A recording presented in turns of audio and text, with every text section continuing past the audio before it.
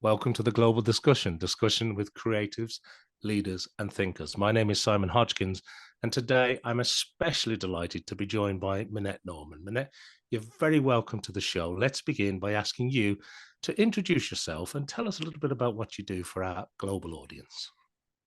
Thanks for inviting me, Simon. Yes, I'm Minette Norman. I'm based in the San Francisco Bay Area, and I spent 30 years in the software industry and left that industry in 2019, not quite sure what I was going to do next, but knowing after being 20 years in leadership roles that I wanted to do something to help leaders be better leaders.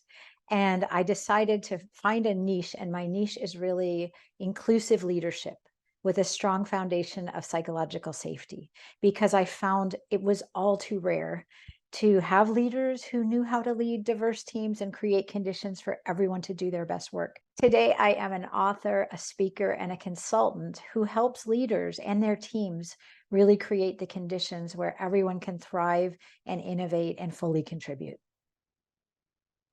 Well, that makes a lot of sense. And as you mentioned, a career that you kind of skipped over, but I'm sure that was intense. I'm sure it had plenty of highs, lows, and everything in between. Obviously, being involved in that area in the neck of the woods and the part of the world that you belong in, it's a very fast-moving industry. So I'm sure you've seen an awful lot. But let's talk more about leadership then, because you mentioned you're an author. Let's get into the book because you wrote a book called Boldly Inclusive Leader. What was the purpose of writing the book? What does it contain? What's sort of some of the core messages that you're trying to, get out there, Minette? It is funny that you said I skipped over the 30 years. It's not to underestimate the impact of those 30 years, and really starting as an individual contributor and ending up as an executive. And that a lot of that is in the book. So why I wrote the book, because, like many people, I got promoted into a management role because I was good at something I did. And that is so common. We promote people who are good engineers or good writers or good designers, and we make them managers and leaders. And we're so ill prepared to lead human beings. And I realized, because I did lead starting small and then leading huge teams at the end of my tech career, I realized I learned so much over those decades, but it took me a really long time. I didn't have great role models. So when I wrote this book to provide, I wouldn't say a roadmap because it's not linear. The journey of becoming an inclusive leader is not linear, but I really structured this book to be usable and practical and also full of stories, because I know that people connect and resonate with stories from other human beings. So I included lots of stories from my own tech career and from other people's experiences. And then I offer ideas of ways we can individually work on our own behavior, how we show up as leaders to create the conditions for inclusion and belonging and innovation and thriving. And I also offer chapters on team dynamics. For example, how do we create a psychologically safe environment? How do we run inclusive meetings, which people don't seem to understand that there are really great methods to use, but we just go into meetings and unconsciously run meetings where two people dominate and everyone else stays quiet. So I have a lot of practical advice. And then in each chapter, I include questions to ask yourself, because I believe this work needs introspection. And I offer practices. What's a weekly practice? What's a daily practice that I can do? Because we don't, unfortunately, I wish I could say I'm going to flip a switch and make you a boldly inclusive leader, but it takes work and it takes practice and it takes making mistakes along the way.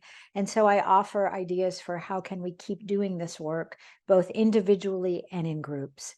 And so in a nutshell, that's sort of an overview of what the book's all about. And it's meant to be really accessible and I hope enjoyable as well, because of all the stories in there. Yeah, and it really is almost a distillation of all the learning, I suppose, if I could maybe use that phrase. And you mentioned, you sort of said, sometimes, and I think people resonate with what you said, sometimes you may not have at different points in your career great leaders around you. It might actually be the opposite. And you're struggling Yes. to understand, what that next step is. And often because you're good at a role, something else that you mentioned, you find yourself being promoted up, what used to be termed the corporate ladder. Yes. And before you know it, you're sitting on boards and you're running divisions and you've got lots of people that you're responsible for, and you're now responsible for a P&L, and you have to drive sales or whatever you're involved in. But it does come down to people, doesn't it? And you touched on psychological safety, and you've touched on inclusive leadership, two really important topics in their own right. But do you think it's getting better? Obviously, from a 30-year arc, there's obviously been a tremendous amount of change. We've just come through a pandemic. We're now in this world of flexible, more remote first type working, for example, not in all companies. But where do you think we are on the scale of companies really embracing this new required form of leadership, Minette? It's such a complex question with not an easy answer, because I think, yes, we have made progress, certainly over the decades. I'm a little frustrated by how slow the progress is in some ways, because I think we are definitely, I mean, even 10 years ago, we didn't talk a lot about inclusion. We didn't talk a lot about empathy or psychological safety or more compassionate leadership. And we are talking about those things now. And I also think leaders are struggling. And this is where I see the struggle. The struggle is driving business results, is what certainly what executives care about. We think about what are the financial results, what are the products that we're delivering. And often when we think about culture and inclusive leadership and DEI topics and all of these things, they're considered a little bit nice to have. They're a little bit off to the side from, I am driving a business, I am running a P&L. And when I have some cycles, I'm going to work on improving the corporate culture.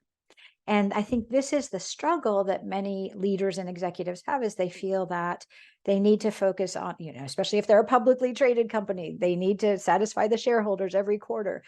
And what I would like to suggest, and I hope is happening, I see it happening in places, is that we stop separating these two, this idea of business performance as separate from culture, and realize that if we invest in creating an inclusive and safe culture where everyone can fully contribute, you will have those financial breakthroughs. You will have innovation. You will have engaged and motivated and retained employees. And you can't neglect that work. And so that's what I think the struggle is. I do think we have made progress, and I also think we have a long way to go. Yeah, I couldn't agree more, Minette. And I think, the two areas that sprang to mind as you were speaking there is driving business results is obviously important, but the other part of that is attracting the right talent to your organization in the first place. And whereas some of this, I think you're perfectly correct in what you're saying, it's kind of something I might have got to a few years Yes. ago or maybe a decade ago. Whereas now hopefully it's more of a boardroom topic. Maybe it's on the CEO's agenda, because I think the people that you need to join your organization, that skill set that is required to compete in today's highly complex technical environments, in a lot of cases, people don't want to work for companies where it isn't inclusive leadership, do they? Where they don't have psychological safety. And I think that's a real, in this world of AI, dare I say it, it's a real human important quality that we're all looking for, isn't it? That is so true. And I couldn't agree with you more. I really believe with, especially with AI and everything going on in technology, we need to double down on the importance of being human and retaining our humanity in the workplace. And you're right.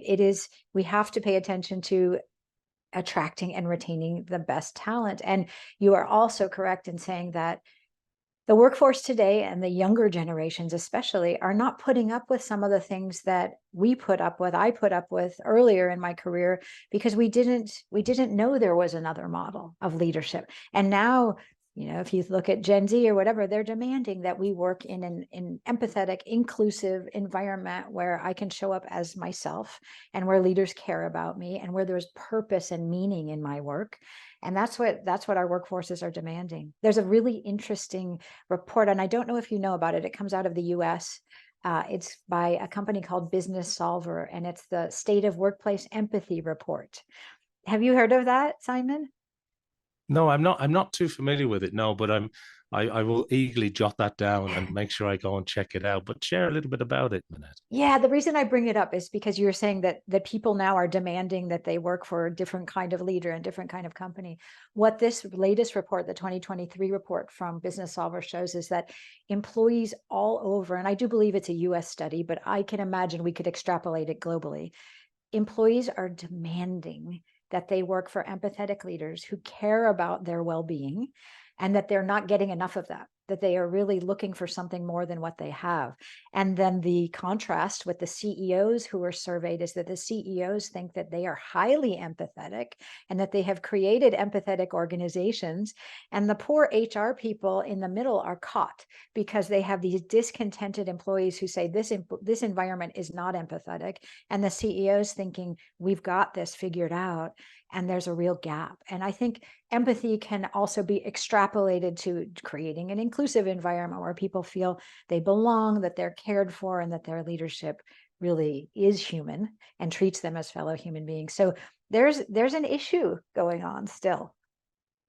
Yeah, well, thank you for bringing that report to not just mine, but our global audience's attention, because people interested in the topic, that's certainly one they should go and check out immediately. What about your own inspiration? You know, where do you go to sort of follow best practice? Who do you admire? How does that work for you in your world today?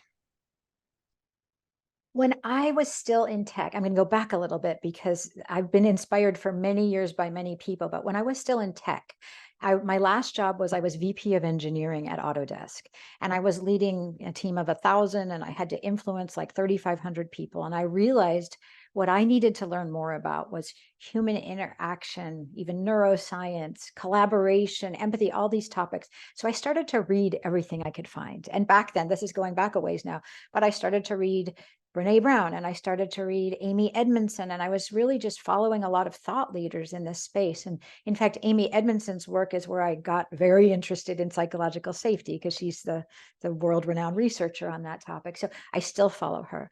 I got very interested in Frances Fry, also from Harvard University, and her work with Anne Morris. And in fact, Frances endorsed my new book, which just totally meant the world to me. They have a new book out, Move Fast and Fix Things, as opposed to Move Fast and Break Things. So people doing this work on making workplaces better for everybody and really embracing the human aspects of work. And all of those people that I named are academics. So I admire the academia, and I also admire the practitioners. I'm much more of a practitioner. I don't have an academic background in this. So I admire people. Also, I follow a lot of really interesting people on LinkedIn, and I admire the people doing this work every day and how hard this work is when you're not in an academic setting, but you're actually having to work with teams of people. And there are people like Lily Zhang on LinkedIn who wrote DEI Deconstructed and who relentlessly posts incredible content and doesn't shy away from controversy. There are people like that I follow on LinkedIn. So there are many people I admire. I wouldn't say just one, but I am constantly looking at what other people are doing. Another person I really admire is Karen Catlin, who wrote Better Allies. She also comes from a tech background and then became a consultant and speaker and author. And she puts out this newsletter every week called 5 Ally Actions that everyone should subscribe to. So these are some of the people that I admire. There are many, many more. Well, thank you for sharing that, Minette. That's some additional great value to people catching up with us on this episode today. I want to talk a little bit about your consulting work as well, though, because obviously, Mhm. as well as the book and as well as the topics that we've been talking about so far, obviously you're helping people who are looking to create this sort of vibrant and inclusive environment, which obviously is very leadership focused, you know. And I know you help people to sort of craft those unique strengths that they may need to achieve the certain breakthroughs that they're looking for. But what about advice, you know, for people that are looking to make a start in this area, or maybe have suddenly realized that this is that gap that you were talking about earlier? What advice would you have for people that are looking at this from the get-go? What advice would you share with people?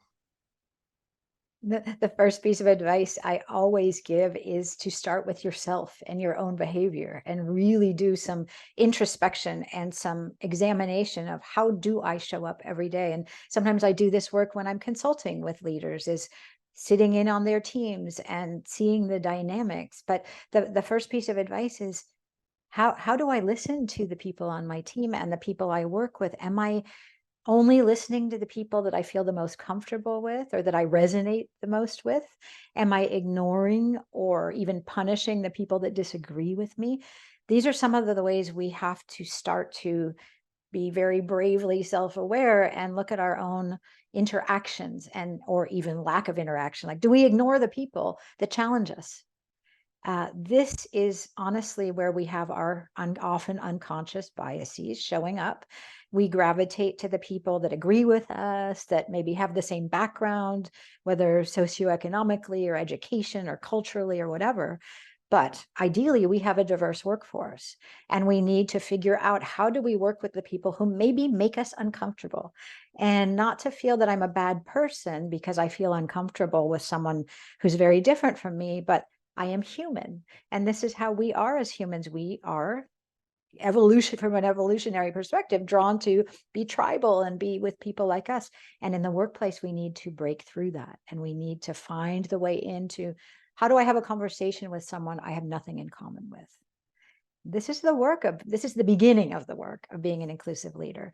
And then, as I do for, you asked about my consulting business. So I often come in, and sometimes it starts most frequently with a talk or a workshop, just to give people some big ideas.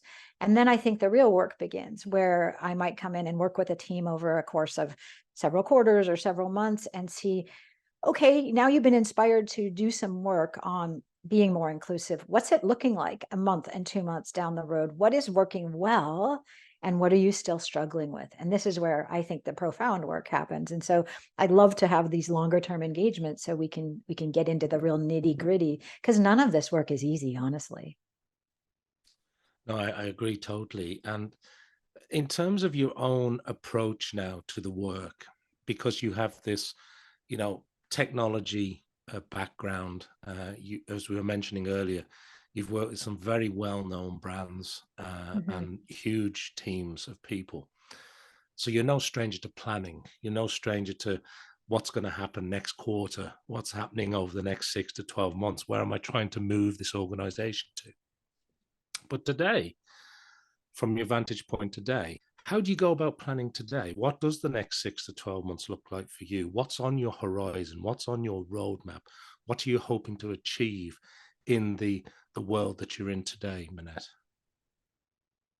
I think you've touched on one of my weak spots, actually, which is, and I was really good at planning when I was in the business world. And as a solopreneur, I am not the best planner. And I'll tell you why. It's not that I don't love to plan and I don't love to have things I can check off my list, but I find that it's very hard to predict what's going to happen. Who's gonna hire me? Who's gonna book me to speak? Where am I gonna be?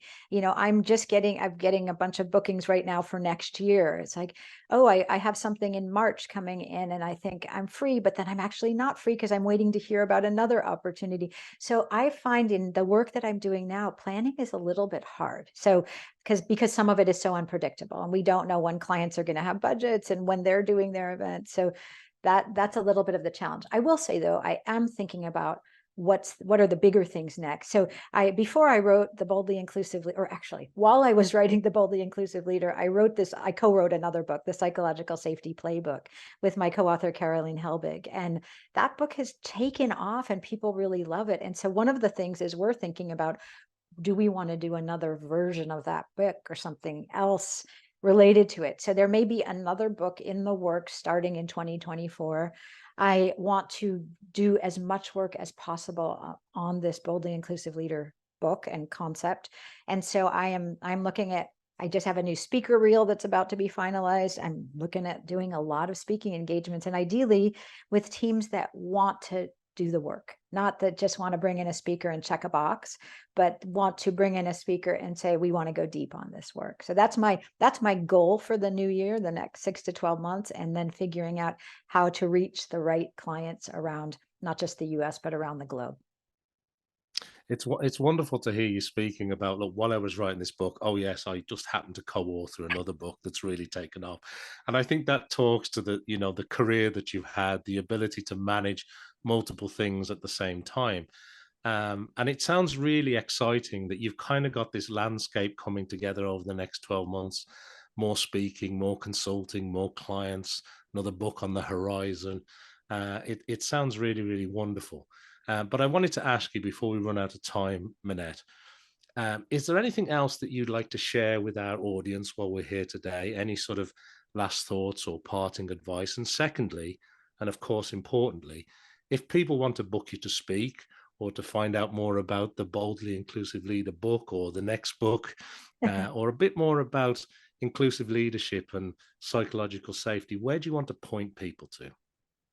So I think the easiest place is straight to my website, MinetteNorman.com. I have a lot of links there, lots of material, and you can get in touch with me through there. And as well as on LinkedIn, I'm happy to connect with people and engage in dialogue. And you asked if I have one parting thought, and I guess this is what I would say, because I do not want to scare anyone away. I know I said this is hard work and it's an ongoing journey, and I don't want anyone to be really frozen with the fear. What I want to say is, even taking a small step and making one change in how you interact in the workplace can make a huge difference. And so my advice is, take that bold first step, see how it goes, and then learn and iterate. Don't get frozen with fear. That's my parting advice. Well, that brings us nicely to the end of this episode of the Global Discussion.